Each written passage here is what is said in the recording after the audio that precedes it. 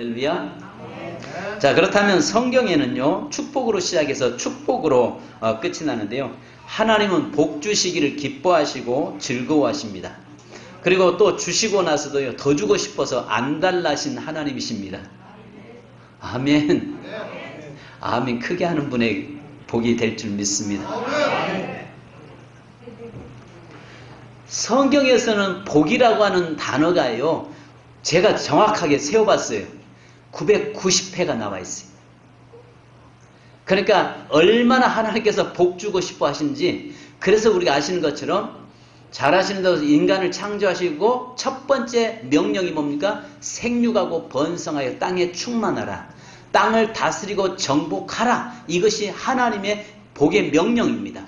그리고 마지막 요한계시록에 내가 이 땅에 너희에게 줄 상이 있어 내가 속히 오리라. 아멘. 주님이 이 땅에 오시는 것도 복입니다. 믿습니까? 그래서 오늘 저와 여러분은 반드시 복 받아야 됩니다. 그렇다고 해서 어떤 분은 이렇게 앉아서 이야기할 수 있습니다. 아니, 이 시대에 너무 기복적인 거 아니요? 아닙니다. 우리는 기복주의가 아니라 기복신앙입니다. 성경에서 보면 하나님을 만나면 반드시 뭐 받게 돼 있어요? 뭐 받게 돼 있어요? 뭐 받는다고요? 복 받게 돼 있습니다. 아신 것처럼 하나님을 만나면 바로 첫 번째 제일 중요한 구원의 복을 받잖아요. 그리고 구원의 복을 받은 다음에 하나님께서 그에게 모든 삶 속에 하나님께서 그 인생을 붙잡고 동행의 복이 주어집니다. 그리고 또 그의 인생의 삶에 필요한 것으로 하나님 늘 채워주시는 복을 주시는 줄 믿습니다. 오늘 성경 본문의 말씀을 보면은 시편 144편은 다윗의 시인데요. 그가 뭐라고 이야기하냐면 4절에 이렇게 이야기합니다. 사람은 헛것 같고 그의 날은 지나가는 그림자 같으니이다. 자, 인생은 헛것처럼 보이고 지나가는 그림자처럼 보인다는 거죠. 그럼에도 불구하고 하나님께서는 3절에 뭐라고 말씀하냐면 여호와여 사람이 무엇이기에 주께서 그를 알아주시며 인생이 무엇이기에 그를 생각하시나이까. 하나님이 그렇게 지나가는 인생일지라도 하나님께서는 그를 생각하시고 그를 기억하시고 그를 붙잡아 주시고 그와 동행하시고 아멘할 때까지 그렇잖아요. 늘 하나님은 그렇게 동행하고 계신단 말이죠. 도대체 내가 무엇인데 잠깐 있다가 가는 내 인생이지만은 하나님께서 나에게 관심을 두시고 나를 이끌고 가시겠다라고 말씀하고 있습니다.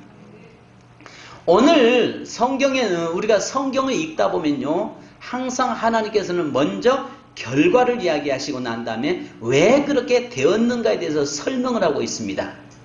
오늘 시편 144편 12절로 15절에도 그와 똑같습니다. 하나님께서 우리에게 결과론적으로 우리 성도들에게 자 12절로 14절까지 같이 한번 읽습니다. 같이요.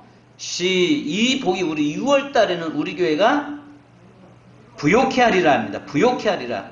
6월달에 정말 다 지금 어렵잖아요. 어려운데 부욕해 하리라. 제가 알고 있는 어느 분이 식당을 하는데 저희가 가니까 뭐라고 이야기하냐면 목사님 이번엔 나는 그 중소기업들 월 150만 원씩 이렇게 소상공인들 청구하게 됐는데 이번 나는 못 받게 됐어. 그래요. 아니 왜요? 하니까 하는 말이 작년에는 3월 4월이 안 됐는데 올해는 3월 4월이 너무 식당이 잘 됐다는 겁니다. 그래가지고 이번에 소상공인을 갖다가 내는데 내야 그걸 150만 원을 청구하는데 3월하고 4월 그 수입을 가지고 그걸 결과를 가지고 제출해야 나온다는 겁니다. 근데 너무 많이 돼가지고 못 받게 됐다는 것입니다. 그래서 내가 그랬잖아요. 할렐루야 감사하셔야죠. 150만 원이 문제입니까? 다른 사람 다 안 된다고 하는데 지금 됐잖아요. 지금 다른 집은 안 되는데 여기는 잘 돼서 그 국가로부터 소상공인 지원 사업에 거기에 대상에서 제대잖아요. 감사하잖아요. 그럼에도 불구하고 사람 욕심은 그래도 그거 150만 원 좀 더 받고 싶은 마음이 든 겁니다. 자, 하나님 앞에서 안 되지만 또 되게 하시는 줄 믿습니다. 그러면 12절부터 14절까지 시작. 우리 아들들은 어리다가 장성한 나무들과 같으며 우리 딸들은 궁전의 양식의 아름다움들의 모퉁이 돌에 같으며 우리의 곳간에는 백곡이 가득하며 우리의 양은 들의 천천과 만만으로 번성하며 우리 수소는 무겁게 실었으며 또 우리는 침노하는 일이나 우리가 나아가 막는 일이 없으며 우리 거리에는 슬피 부르짖음이 없을진데. 아멘. 자, 결론을 이야기하는데 그 과정, 왜 이런 결과가 나오느냐? 그 말은 15절 시작. 이러한 백성은 복이 있나니 여호와를 자기 하나님으로 삼는 백성은 복이 있도다. 자, 어떤 자에게 이 복을 주시겠다고 말씀합니까? 하나님을 나의 하나님으로 삼는 백성, 하나님을 나의 하나님으로 모시고 사는 사람에게는 이 복을 주시겠다라고 이야기하고 있는 것입니다. 그러면 여러분, 첫째는요, 우리는 하나님께서 이미 4가지 복을 받아야 될 줄 믿습니다. 우리 세민교회는요, 이 4가지 복이 임해야 되는데, 첫째는 자녀의 복입니다. 그래서 여기에서 보니까 자녀는 어리다가 장성한 나무 같으며, 이 말이 무슨 말이냐? 꿈과 비전에 있는 삶을 살게 하시겠다는 것입니다. 가장 문제는 꿈 없는 자녀들의 문제죠. 너 앞으로 꿈이 뭐냐? 없어요. 앞으로 뭐 될 건데? 될 대로 되겠죠. 요즘은 심지어는 그런 이야기 한참 뭐 흙수저냐 금수저냐 이야기하는데, 요즘은 이제 부모가 잘 살아야 금수저 되는 게 아니랍니다. 누가 잘 살아야 금수저냐? 할아버지가 잘 살아야 금수저가 된대요. 할아버지가 잘 살아야 유학 갈 수 있대요. 그래서 이 시대의 젊은 세대들이, 저렇게 많은 사람들이 지금 코로나로 인해서 이태원에서 그렇게 이게 증상들이 나타나고 하는데도 청년들이 모이는 이유는 비전이 없으니까 내비도 이대로 살다 그냥 가죠.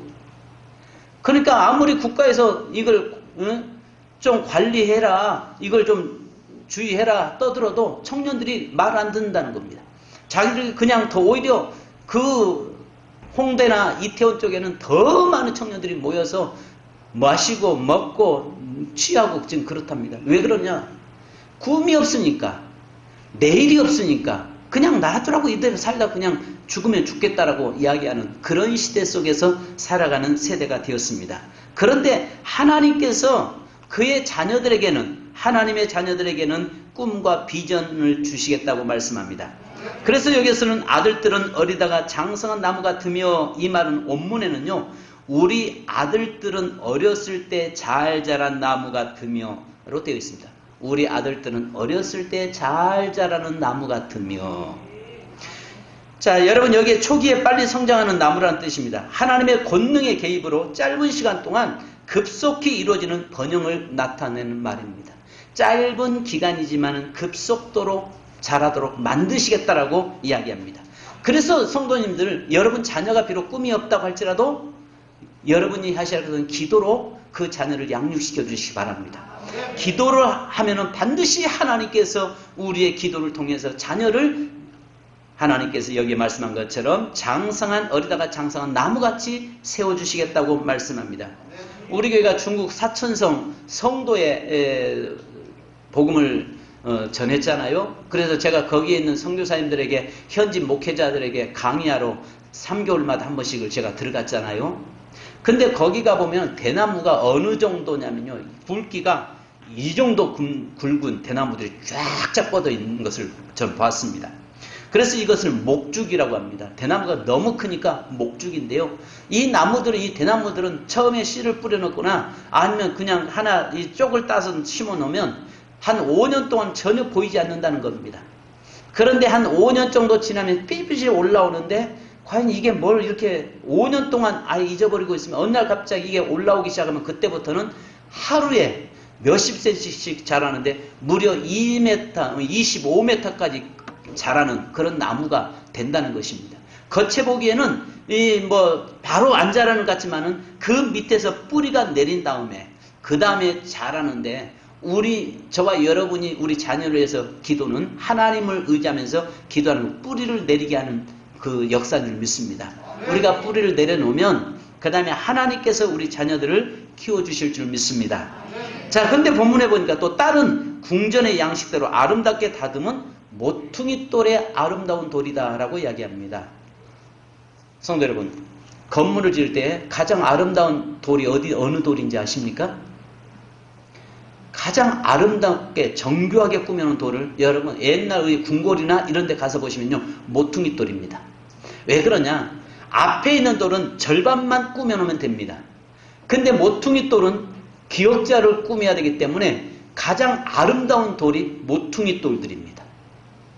각이 있는 곳이 네 군데에 있는 그 모퉁이 돌이잖아요. 거기에 있는 주춧돌을 삼는데 그 돌을 가장 아름답게 꾸며준다는 것입니다. 정면에 있는 돌은 단지 절반만 가꾸미면 되잖아요. 근데 기역자로 양쪽에, 왜냐하면 다 보여야 되니까 그쪽에 세운 하나님께서 돌로 딸들은 그렇게 아름답게 꾸며주겠다라고 이야기합니다.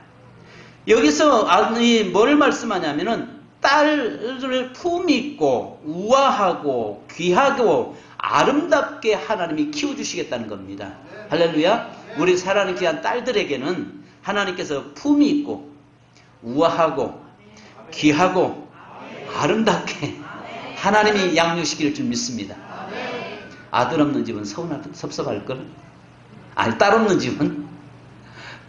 집은 섭섭할 거예요. 근데 하나님께서 이 딸들을 이렇게 키워주시겠다고 말씀합니다. 자, 오늘 우리가 성경에는 아닙니다만 리더스 다이제스트에 어떻게 하면 자녀들을 슈퍼스타로 키울 수 있나라는 제목의 기사가 실린 적이 있습니다. 기자는 미국에서 정치, 경제, 과학, 예술, 스포츠 분야에서 뛰어난 사람들, 소위 슈퍼스타라고 하는 사람 120명의 조사 결과라고 했습니다. 그것은 자라면서 가장 많이 받은 부모의 영향이 무엇이냐, 이런 문제였습니다. 그런데 그 부모들의 공통점이 하나가 있었습니다. 첫째는 자녀들과 시간을 많이 가졌다는 것이고 함께 여행을 많이 했다는 것이고, 둘째는 그들 부모가 신앙이 훌륭했다는 것입니다. 그러니까 가정에서는 믿음으로 서는데 120명 중에서 199명이 가정 예배를 드렸다는 겁니다. 왜 아멘을 안 하십니까? 그만큼 하나님을 경외하고 하나님을 섬기는 자들을 하나님께서 자녀의 슈퍼스타로 만들어 놓으신다는 것입니다. 그래서 시편 112편 1절로 2절을 보면 할렐루야, 여호와를 경외하며 그 계명을 크게 즐거워하는 자는 복이 있도다. 그 후손이 땅에서 강성하며 정직자의 후대가 복이 있으리로다 라고 말씀합니다. 그래서 우리가 자신도 잘 돼야 되지만 내 자녀들의 삶도 잘 되어야 된다라고 말씀하고 있는 것입니다. 자, 그 다음에 두 번째는 오늘 자녀가 잘 되는 복이고, 두 번째는 13절로 14절을 보니까 물질의 축복을 이야기하고 있습니다. 자, 13절 14절 다시 한번 우리 읽으십시다. 저는 우리 성도들의 가정이 이렇게 되기를 늘 새벽마다 기도합니다. 시작. 우리들의 곳간에는 백곡이 가득하며 우리의 양은 들에서 천천과 만만으로 번성하며 우리의 숫소는 무거운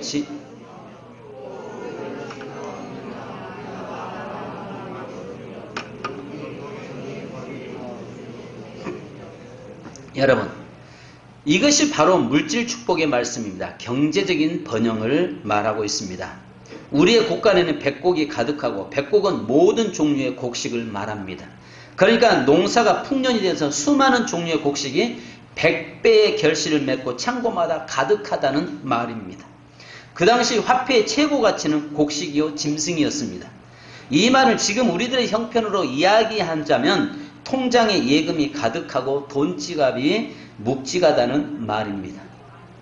저는 제 지갑에 빌립보서 4장에 있는 말씀을 코팅해서 늘 지갑에 넣고 다닙니다.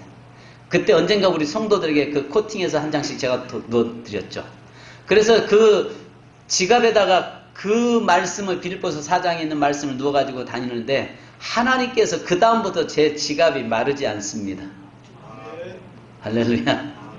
여러분들 이따가 다음 주에는 제가 여러분들에게 지갑 그 말씀을 코팅해서 하나씩 드리려고 합니다.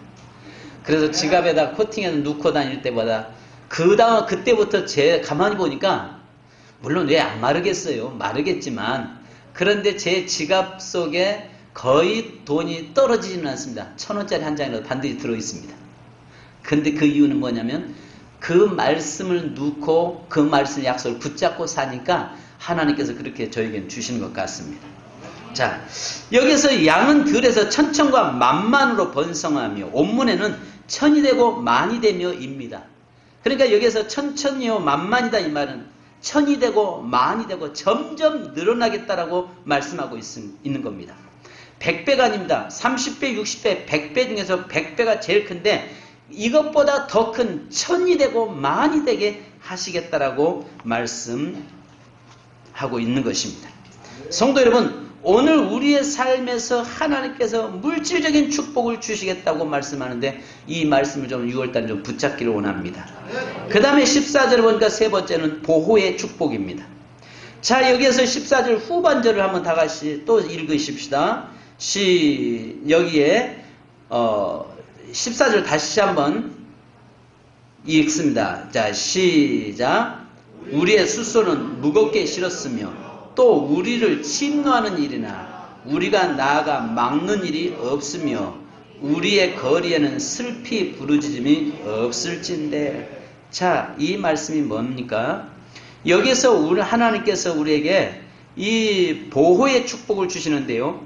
여기에 침노하는 일이나 우리가 나아가서 막는 일이 없으며 우리는 거리에서 슬피 우는 일이 없다. 이 말이 뭐냐면 전쟁이 없게 하겠다는 것입니다. 아무리 적들이 와도 하나님께서 전쟁을 인해서 다 가정이 무너지고 깨져서 길거리에 앉아서 슬피 울고 있는 그런 일을 보이지 않겠다라고 우리에게 말씀합니다. 요즘 저 LA에서 흑인, 백인, 흑백 갈등으로 인해서 지금 현재 데모가 일어나고 또 우리 한국인 기업들이 언제입니까? 24년 전에 있었던 그 2,800곳의 이 한인타운의 상가가 다 불타고 그랬었잖아요. 그 일들이 재현될까 노심초사하고 있었는데 지금 이번에는 이 흑인 폭동으로 해서 한인타운이 LA 한인타운이 지금 현재 한 5곳 정도가 피해를 봤다고 합니다. 그러면서 그런 일들이 일어나지 않도록 우리가 하나님이 붙잡아 주셔야 된다는 것입니다. 그래서 하나님이 우리가 성을 쌓아도 하나님이 그것을 지키지 않으면 세우는 자의 수고가 헛되다라고 이야기하고 있는 것입니다. 여러분, 중요한 것은 하나님 앞에서 하나님께서 이 세 번째 복, 저희가 받아야 될 것은 평안의 복, 하나님의 보호의 복이 있어야 할 줄 믿습니다. 이런 보호의 복이 우리의 삶에 있어서 하나님이 늘 눈동자같이 보호하시는 그런 역사가 일어나야 되는 것입니다. 그런데 네 번째 뭐라고 말씀합니까? 이러한 백성은 복이 있다는 것입니다. 전체적인 통전적인 복을 지금 이야기하는 것입니다. 하나님과 함께하며 그 다음에 우리가 살아가면서 필요한 것으로 채워주시며 늘 하나님께 감사의 노래를, 감사의 제사를 드릴 수 있는 그 자리까지 하나님이 가게 하시겠다는 것입니다. 저는 시편 37편을 참 좋아합니다. 거기에 보면 다윗의 고백 속에서 이런 이야기합니다. 내가 어려서부터 늙기까지 의인이 버림을 당하거나 걸식함을 본 적이 없다. 하나님을 경외하는 사람은 거지되는 법이 없다는 것입니다. 그래서 하나님이 이 다윗이 어려서부터 그것을 보면서 하나님을 경외하고 섬기는 사람들은 하나님께서 그의 인생을 붙잡아 주시고 하나님께서 그의 인생을 축복하시는 것을 보았다라고 이야기하고 있어요. 걸식하거나 거지되는 법이 없대요. 믿습니까? 우리가 이런 복을 좀 받기를 바랍니다. 그런데요, 지금 현재 여기에 결론이 뭡니까? 15절에 이러한 백성은 복이 있다. 그 복이 어떤 복이에요? 여호와를 자기 하나님으로 삼는 백성이에요. 하나님을 경외하는 사람의 모습입니다. 미국의 모습입니다. 과거 어려울 때는 주일 성수를 중시하며 하나님께 기도하는 것을 중시했지만 지금은 그러지 않습니다. 아마 시대적인 세대의 변화라고 말할 수 있고 압축시킬 수 있겠죠. 그래서 미국에 있는 그런 못된 문화들이 한국으로 급속하게 전 세계로 지금 가고 있잖아요. 몸이 멀어지면 마음도 멀어지게 되어 있습니다. 포스트 모더니즘이 이끄는 현상 중 하나가 탈교리화입니다. 그래서 포스트 모더니즘 시대는요, 성경의 절대성을 인정하지 않습니다. 그래서 복음의 유일성도 거부해버립니다. 이것을 만드는 것이 종교다원주의죠. 진리는 시대를 따라 문화를 따라 변하지 않지만은 그러나 자꾸 이들은 진리를 변화시켜 놓습니다. 성경을 약화시켜 놓습니다. 그래서 결국은요, 이 말씀을 약화시켜 버림으로 인해서 세상이 자꾸 하나님에게서 멀어져 가는데 우리가 다시 회복시켜 내야만이 하나님의 복을 누릴 수 있는 것입니다. 자, 그래서 여기에서 시편 128편 1절 보니까 여호와를 경외하며 그 도에 행하는 자마다 복이 있도다. 여기 그 행하는 자마다 복이 있다라고 하는데 경배는요, 절하다라고 하는 이야기입니다. 여호와를 경외하며, 이 말은 경배하는 자에게는 여호와께 무릎 꿇는 자, 머리를 숙이는 자, 스스로 엎드리는 자, 스스로 예배하는 자는 여기에서 하나님께서 그를 높이시겠다고 말씀합니다. 여러분, 마지막으로 우리에게 결론이 여기 있습니다. 여호와를 자기 하나님으로 삼는 백성입니다. 여러분, 자기 백성, 여기서는요, 우리 모두가 아닙니다. 개별적으로 이야기하는 것입니다. 누구든지 하나님을 나의 하나님으로 모시고 사는 사람, 하나님의 인격적으로 그분을 만나고 그분께 온전히 예배드리며 그분과 동행하는 사람, 그 이야기하는 것입니다. 부모가 예수를 믿기 때문에 자녀가 그 말이 아닙니다.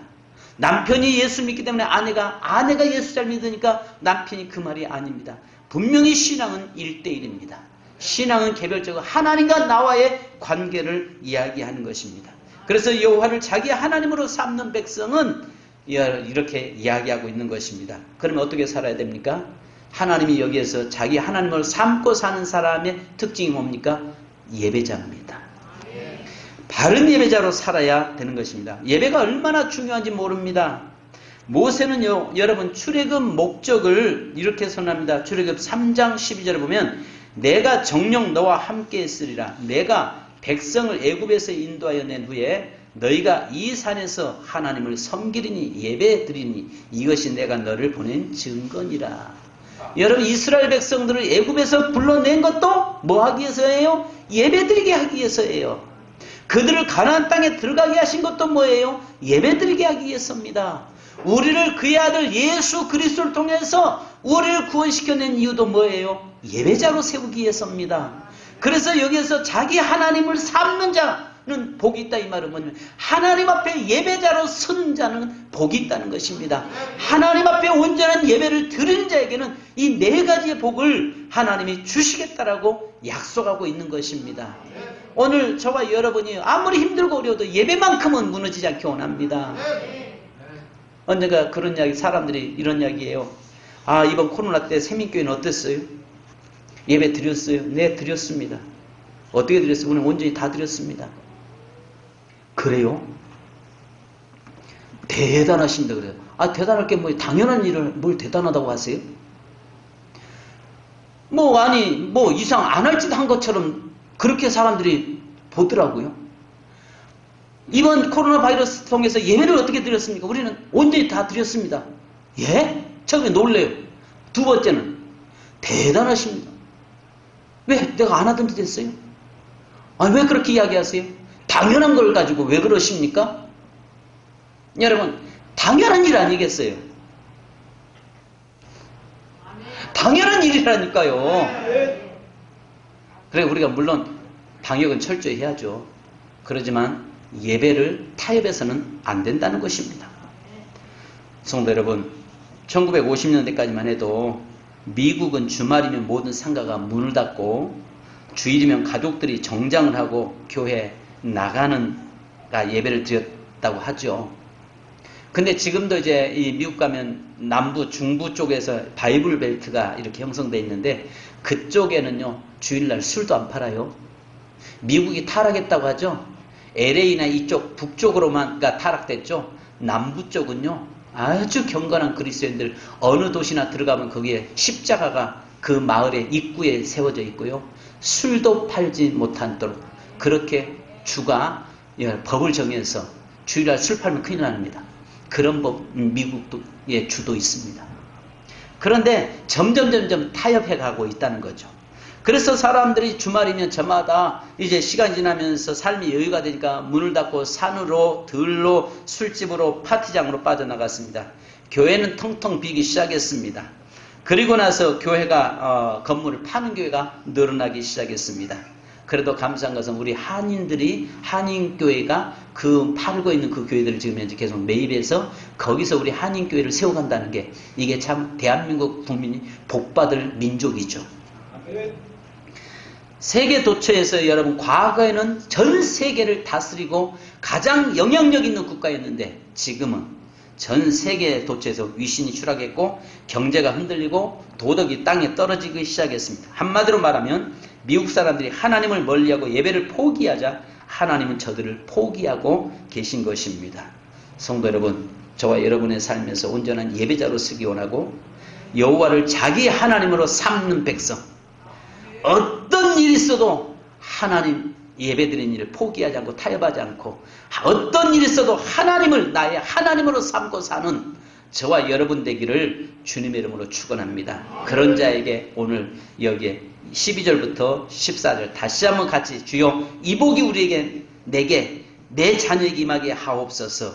시작. 우리 아들들은 어리다가 장성한 나무들과 같으며 우리 딸들은 궁전의 양식대로 아름답게 다듬은 모퉁이들 같으며 우리의 곳간에는 백곡이 가득하며 우리의 양은 들에서 천천과 만만으로 번성하며 우리 수소는 무겁게 실었으며 또 우리를 침노하는 일에나 우리가 나아가 맞는 일이 없으며 우리 거리에는 슬피 부르짐이 없을진데 이러한 백성은 복이 있나니 여호와를 자기 하나님으로 삼는 자는 복이 있도다. 아멘. 자, 우리 찬송 한 장 하시고 기도하고 우리 예찬식과 행하겠습니다.